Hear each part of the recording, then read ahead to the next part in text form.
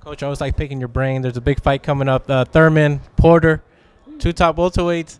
How do you break that fight down? Because there's a lot of people think it's a 50-50 fight. How do you break it down?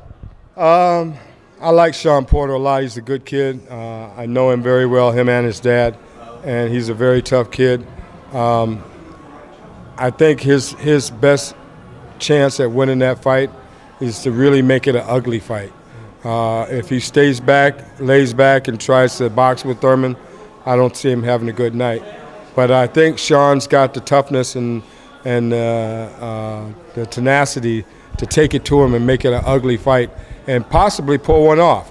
But Thurman's a very skilled fighter, very smart kid, great puncher, and it's on paper we're looking to go in his favor.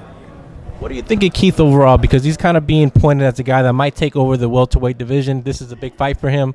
How do you see Keith overall as a fighter? Well, there's a lot of other guys out there that might have something to say about that. But, yeah, he's a very talented kid. And if he continues to grow at the rate that he has been growing, he could very well take over the welterweight division. It's a possibility. I think he's probably one of the most talented fighters in that division right now. And, only time will tell. When you look at the division, who sticks out to you in your mind? Who's the guy that's kind of maybe that's going to rise to the top between all those guys? I like, what's that kid's name? I can't think of his name now. Young kid from. Give me a seat, I'd probably help you out.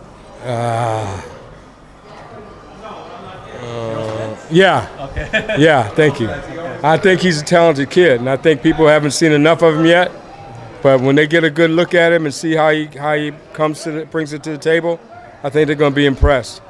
He's very, very talented and very, very cool under fire, and I think that he could turn out to be one of the top guys in the division for sure.